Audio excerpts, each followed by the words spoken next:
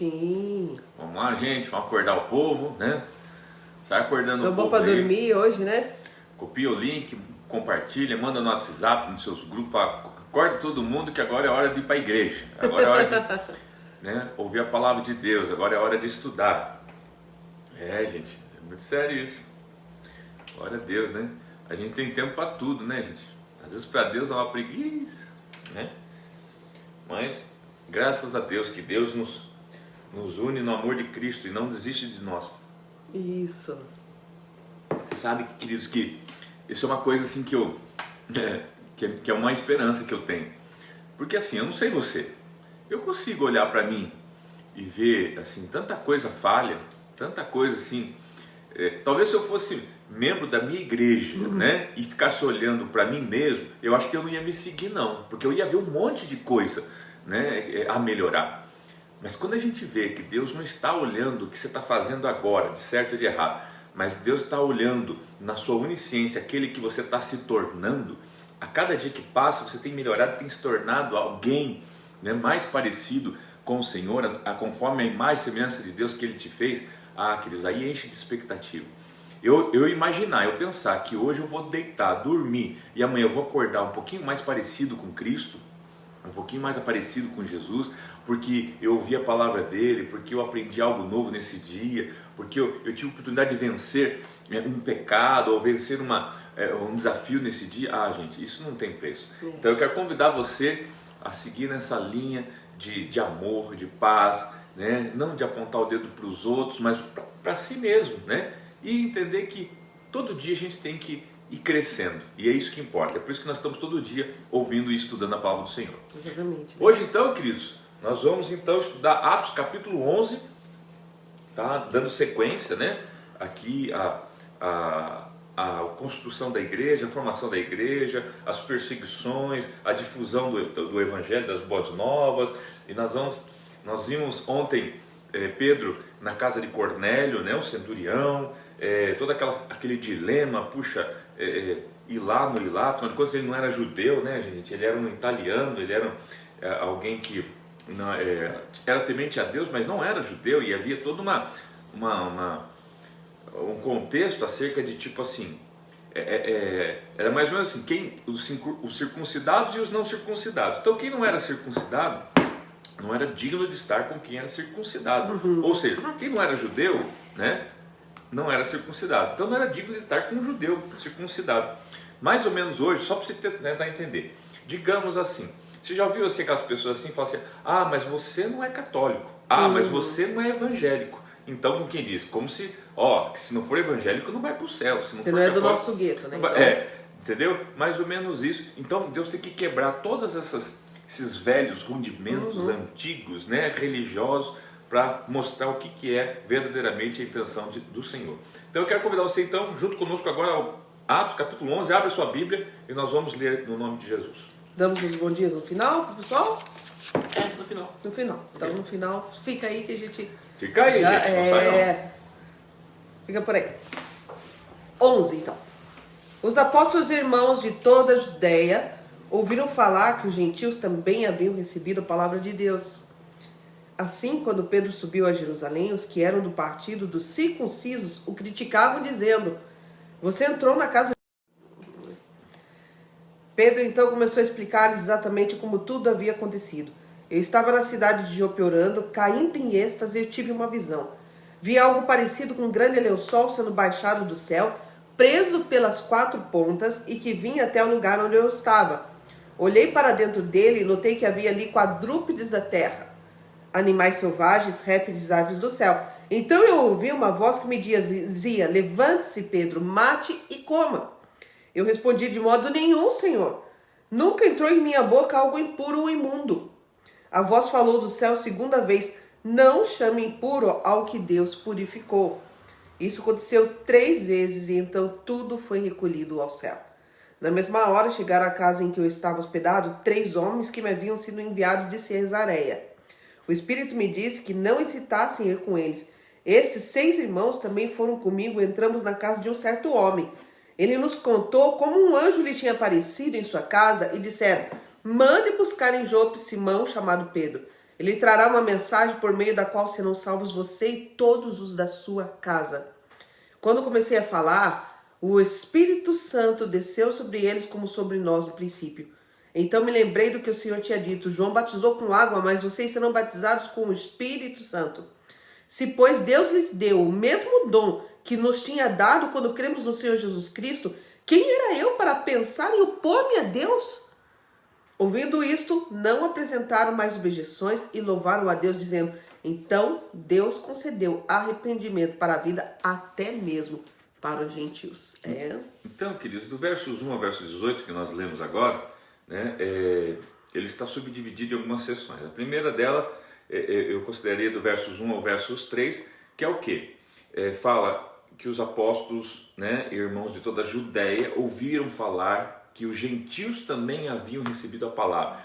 Qual que é o fator surpresa aqui? O fato de um gentil ter recebido, né, ou seja, não um judeu, tá, não circuncidado, não religioso, né, assim, no que se diz respeito ao judaísmo, tá, agora então ter também recebido a palavra. Interessante, queridos, que é assim, ó, não é eles terem ouvido falar a palavra de Deus, é recebido. Exatamente. A surpresa foi que eles receberam, né, eles aceitaram. Né? O verso 2 fala assim que quando Pedro subiu a Jerusalém, os que eram do partido dos circuncisos, então observe que tinha o partido dos circuncisos, o partido dos incircuncisos, o criticaram. Queridos, assim, numa caminhada de fé, sempre você vai ter aquelas pessoas que vão querer ajudar e as pessoas que vão ficar olhando quem está fazendo e aquelas que vão estar criticando, né? É aquelas que estão fazendo um desserviço, aquelas que estão fazendo um serviço e aquelas que ficam só falando. Só criticando enquanto os outros Aqui então tinha um partido, um grupo de pessoas esperando, veja bem, que Pedro volta para Jesus, então estava esperando Pedro chegar, só para quê? Para questionar Pedro, onde já se viu, né, que Pedro entrou na casa de um impuro e gentil, comeu com eles. né, de um italiano, de um romano. Que coisa terrível isso, que absurdo você sentar com o católico, com o espírita, que absurdo, esse tipo de coisa, que absurdo, né, você, sei lá, né, enfim, umas coisas assim, gente, absurdas, né, tá? Então, Pedro, então agora, né, muito educadamente, então, do versos 4 até ao final do versos 8, então ele começa a explicar aquilo que nós vemos ontem. Isso. Não vou entrar nisso porque nós já vimos ontem, como a pastora acabou de falar, né, toda a história, como foi, o porquê foi, né, que Deus falou, não chame de impuro aquele que tornou impuro. Do versos 11 até o versos 13, tá, nós vemos assim, diz assim: na mesma hora chegaram à casa em que eu estava hospedado 3 homens que me haviam sido enviados de Cesareia, quando eles mandaram buscar Pedro, né, o Espírito me disse que não hesitasse em ir com eles. Queridos, então a gente vê o quê? Um apóstolo sendo dirigido pelo Espírito Santo, né? O Espírito me disse que não hesitasse de ir com eles. Estes 6 irmãos também foram comigo. E aí ele começa a contar, né? O versos 13, ele nos contou como um anjo lhe tinha aparecido, né? No caso do Cornélio, e disse para mandar buscar Pedro em Jope. Muitos sinais, né? Contando tudo Muitos que... sinais. Mas eu quero chamar a atenção que como o Espírito Santo guiava tanto a vida, né, do gentil Cornélio, como da vida do judeu Pedro e do apóstolo Pedro. Do versos 15 ao verso 18, então ele começa a relatar o quê? Qual é o resultado dessa obediência? Quando eu comecei a falar, ele fala, o lugar se encheu do Espírito Santo, o Espírito Santo pegou todo mundo ficou cheio, né? Sobre eles como sobre nós no princípio. E se cumpriu o que a palavra do Senhor tinha dito, né? João falou assim, eu vou batizar com água, mas vocês vão ser batizados com o Espírito Santo. Com o Espírito Santo. E culminou, gente, no verso 18 com algo muito interessante, que fala assim, ouvindo isso, não apresentaram mais objeções, ficaram quietos. Aqueles que criticaram, ficaram quietos, louvaram a Deus, dizendo, então, observe que abre aspas, então Deus concedeu arrependimento para a vida até mesmo aos gentios. Até para concordar, eles foram arrogantes e prepotentes, né? Com quem diz, puxa, até para os gentios, né? Como se isso fosse uma coisa, como se Jesus tivesse morrido só para um grupo de pessoas, né? E ele diz, né? Para que é o arrependimento, gente? E isso é para todos nós, né? Porque diz também sobre os gentios, mas começa por nós, arrependimento para a vida. Para a vida, essa expressão tremenda, né? Arrependimento para a vida. Jesus morreu para que todos tenham vida. Mas vamos lá então, verso 19 em diante, agora a gente vai ver então a igreja... E que bom que Pedro, né, ele foi bem consciente de que não se pode opor-se a Deus, né? Então ele fala ali no 17, né? Se Deus deu o dom que nos tinha dado quando cremos no Senhor Jesus Cristo, quem era eu para pensar em me opor-se a Deus? Como tem gente que se opõe a Deus, né? E olha que Pedro era um cara duro, né? Pedro, ele tem a personalidade de Pedro. Não era um cara duro no sentido duro de coração, mas duro assim, ele era também obcecado em algumas coisas. Então, para ele, era uma quebra de paradigma isso também, né? A gente vai ver mais na frente. Mas ele estava aberto. Ele tendo problema com o próprio Paulo acerca da pregação por gentios. Mas mais na frente a gente vai voltar nesse assunto. Vamos lá, então. Versículo 19. Os que tinham sido dispersos por causa da perseguição desencadeada com a morte de Estevão chegaram até Fenícia, Chipre e Antioquia, anunciando a mensagem apenas aos judeus. Alguns deles, todavia, cipriotas e sirineus, foram a Antioquia e começaram a falar também aos gregos, contando-lhes as boas novas a respeito do Senhor Jesus. A mão do Senhor estava com eles e muitos creram e se converteram ao Senhor. Notícias desse fato chegaram aos ouvidos da igreja em Jerusalém e eles enviaram Barnabé a Antioquia. Este, ali chegando e vendo a graça de Deus, ficou alegre e os animou a permanecer fiéis ao Senhor de todo o coração. Ele era um homem bom, cheio do Espírito Santo e de fé, e muitas pessoas foram acrescentadas ao Senhor. Então Barnabé foi a Tarso procurar Saulo, e quando encontrou, levou-o para Antioquia. Assim, durante um ano inteiro, Barnabé e Saulo se reuniram com a igreja e ensinaram a muitos. Em Antioquia, os discípulos foram pela primeira vez chamados cristãos. Naqueles dias, alguns profetas desceram de Jerusalém para Antioquia. Um deles, Ágabo, levantou-se e pelo Espírito predisse que uma grande fome sobreviria a todo o mundo romano, o que aconteceu durante o reinado de Cláudio. Os discípulos, cada um segundo as suas possibilidades, decidiram providenciar ajuda para os irmãos que viviam na Judéia. E o fizeram, enviando suas ofertas aos presbíteros pelas mãos de Barnabé e Saulo. Então observe que agora, né, a gente começa a ver a igreja na Antioquia e ele inicia, né, a sessão contando como é que a igreja foi parar na Antioquia, né? Então começa falando da dispersão por causa continua a perseguição após de Estevão lá atrás, né? Eles chegam até Fenícia, Chipre, Antioquia, anunciando a mensagem, mas olha que detalhe, apenas aos judeus. Queridos, se hoje é difícil você já anunciar a todos, imagina você ter que fazer uma separação, como se só os judeus fossem dignos, né? O versos 20 fala assim, alguns deles, todavia, cipriotas, sirineus, foram a Antioquia e começaram a falar também aos gregos. Então, observe que agora eles incluem os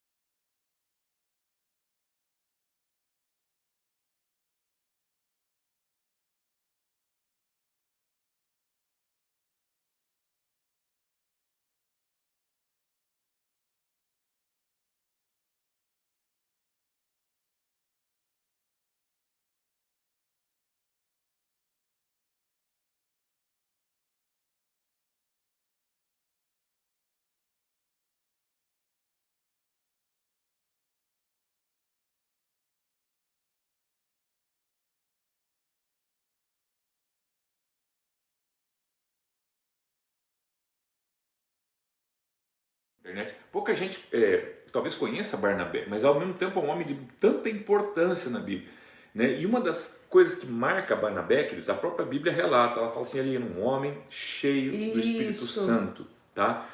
Um homem temente a Deus, cheio do Espírito Santo. No 24, né? Ele era um homem bom, cheio do Espírito Santo e de fé. Tá? 3 coisas, né? Bom, cheio do Espírito Santo e de fé, tá? E o que acontece? Então ele vai lá para ver, chegando lá ele comprova tudo o que está acontecendo, ele incentiva, observe, veja que ele incentiva essas pessoas a permanecer fiel no Senhor de todo o coração. Então ele não chega lá, esse que sempre está ajudando ali. Ele não vai lá para defender uma bandeira, ele vai para ajudar, uma religião. Não, ele chegou, olhou, para animar. Deixa eu apoiar isso aqui, deixa eu ajudar esse crescimento, né? Ele não chegou lá e falou assim, não, vocês estão errados, já começaram errado. Não. Gente, eu estou vendo que o que está vendo aqui é fruto do Espírito Santo. Então, vamos dar continuidade. O verso 25, então Barnabé foi a Tarso agora procurar, sabe quem? Saulo. Lembra Saulo? lá que teve um encontro, O perseguidor, né, em Damasco, exato, estava meio esquecidinho em Tarso lá, né, sem saber o que fazer da vida.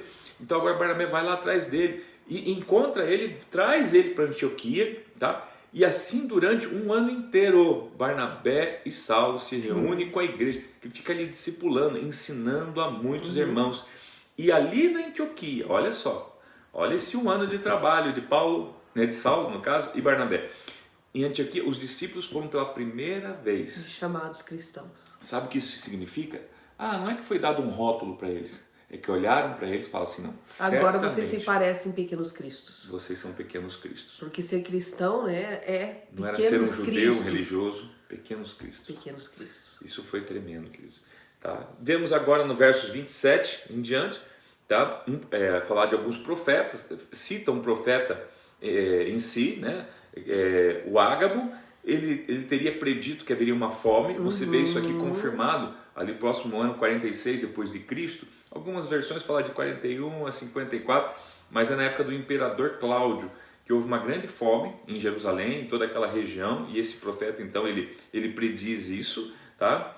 E por que isso está escrito aqui no verso 27 e 28? Justamente para pautar o que está no 29, que é o que? Fala que os discípulos, cada um segundo as suas possibilidades, as suas posses, não além das suas posses, mas as suas posses, decidiram providenciar ajuda para os irmãos que viviam na Judéia e estavam em necessidade. Tá? E o fizeram enviando suas ofertas aos presbíteros pelas mãos de Barnabé e Saulo. Então o que a gente vê aqui? A preocupação da igreja no cuidado. O cuidado. Interessante assim, eles não ficaram, meu Deus, e agora? É época de fome, é pandemia. Não, vamos ver o que a gente pode fazer. E cada um, segundo as suas possibilidades, fez um pouquinho, foi o suficiente para poder. E aqui ensina um princípio também, porque você veja que no versículo 30 diz, enviando as suas ofertas aos presbíteros pelas mãos de Barnabé e Saulo. Então, assim, tinha uma ordem a ser feita, né? Então, ia para as mãos dos presbíteros e esses, através da igreja, daí encaminhavam os irmãos que necessitavam, né? Então, é o mesmo princípio que hoje nós tentamos praticar, né? Então, as pessoas trazem suas ofertas, suas doações até a igreja, né? Porque imagine quantas pessoas, né, procuram a igreja pedindo ajuda, pedindo auxílio, né? Então, é a maneira da gente encaminhar. Concentra-se num lugar, na mão dos presbíteros, e eles vão encaminhando aquelas pessoas que vão chegando e dando o suporte, assistência necessária para todas as pessoas, porque não são uma só, normalmente são muitos. Aproveitando, queridos, né? Nós temos orado a Deus para Deus continuar mantendo, né? Projetos que nós temos como igreja. Nós temos na nossa igreja um projeto de um apoio a uma casa de recuperação. Um lindo projeto, Deus tem feito um trabalho maravilhoso, tremendo, onde o pastor Pablo é o responsável, né, que representa a igreja nesse projeto, faz parte do conselho também dessa casa, é uma casa chamada Amor e Vida, tá? Tem mais de 20 pessoas hoje lá internadas, sendo cuidadas, né, no tratamento antidrogas, né, ou antidependência química, tá? Temos todo um trabalho de assistência social que atende órfãos, viúvas, necessitados, tá? Pessoas que não necessariamente são da igreja, mas são estão num momento por ela. difícil, tá? E a gente pode assisti-los, tá? Permite que a gente possa também chegar com o evangelho, tá? E às vezes as pessoas nos procuram, pastor, como é que eu posso ajudar? Como é que eu posso também, tá? Por isso, irmão, você pode entrar no site da igreja, número 40, ieqcuritiba.com.br. Ali tem a conta bancária da igreja, em nome da igreja, CNPJ, pessoa jurídica. Igreja essa que tem uma gestão de pessoas, cada um nas suas funções. Tem lá o Alex, que é o tesoureiro. Eu sou o pastor da igreja, mas tem toda uma estrutura administrativa, organizacional. Tá? Temos que prestar conta, não só para a igreja quadrangular, que é a nossa placa denominacional, mas também para a sociedade, para o povo. Temos assembleia. Então, assim, você tem como ajudar e acompanhar o que está sendo feito. Tá? Agora, tem muitas pessoas que o que fazem? Por medo, às vezes, ou por receio, ou por tanta coisa errada que vê por aí, às vezes fica com receio de ajudar uma igreja. Tá? E você sai fazendo individualmente. Não é errado. Só que o que acontece, querido? O quanto você consegue ajudar individualmente e o quanto a gente consegue ajudar em grupo. Eu digo para você, individualmente você não tira uma vida da rua. Tá? Agora, você sendo dentro de uma igreja, imagine juntar você forças. tira muitas pessoas da rua. Então, em uma ação, você resolve o problema da tua consciência. Em outra ação, você resolve o problema da sociedade. E o que você quer fazer? Algo relevante ou algo só para que a sua consciência esteja tranquila? Então, eu incentivo você a vir, fazer parte, conhecer, perguntar como é que eu posso ajudar. E poder ajudar. Né? E deixa eu fazer menção aqui, né? Está ardendo no nosso coração 2 novos projetos, tá? Ajudando um projeto que é no Haiti, de crianças, gente. É um trabalho com crianças de evangelismo, onde elas são alimentadas, elas são cuidadas. Então está ardendo que para o próximo ano a gente possa começar a ajudar esse projeto no Haiti. Você pode até entrar no meu Facebook, tem um videozinho dessas crianças lá cantando, adorando o Senhor, né? E também o outro é de Cazaquistão, do Paquistão. São crianças que normalmente são vítimas, né? E, na verdade, o Paquistão é um país mais de 90% muçulmano, né? Onde a perseguição é muito grande. Muito grande. E essas crianças elas são alcançadas através da educação infantil. Então, precisamos construir escolas, lares, para que elas estejam sendo educadas, inclusive na palavra de Deus. Isso. São 2 projetos, né, que estão aí pela frente. Às vezes, você não tem muito como ajudar, mas às vezes você conhece alguém que possa ajudar. E é nessa hora que não precisa ser cristão para ajudar. Às vezes você conhece alguém, amigo seu, ou você tem influência, tem pessoas que têm influência e pode conseguir uma ajuda para esses projetos. Deixa eu responder uma pergunta que ela ecoa dentro de você e chega até a mim. Porque assim, né, na cabeça a gente pergunta assim, mas por que em vez de ajudar crianças no Haiti, no Paquistão, não ajudo no Brasil? Eu vou te dizer simples. Tá? Aqui no Brasil você não consegue sustentar 80 pessoas, tá? 80 crianças com $500. Você não consegue. 80 crianças não consegue. No Paquistão você consegue. Se nós somos pequenos e não conseguimos ajudar 80 crianças aqui no Brasil, tá? Com $500, mas conseguimos no Paquistão fazer isso, por que não ajudar só porque é no Paquistão? Então entenda que isso é uma questão seguinte, da onde o teu braço alcança. Então não é o fato de querer fazer para fora, é que infelizmente o nosso recurso para um número aqui dentro internamente às vezes não é suficiente, e para fora é. Tá? Então que você possa nos ajudar a construir o reino de Deus, né, sem fronteiras, tá? Como tem lá os médicos sem fronteiras, que nós possamos, e com certeza a gente semeando em uma outra nação vai semear na nossa nação, quem pode, e assim sucessivamente. Deus abençoe você, né? Queremos aqui cumprimentar todos vocês.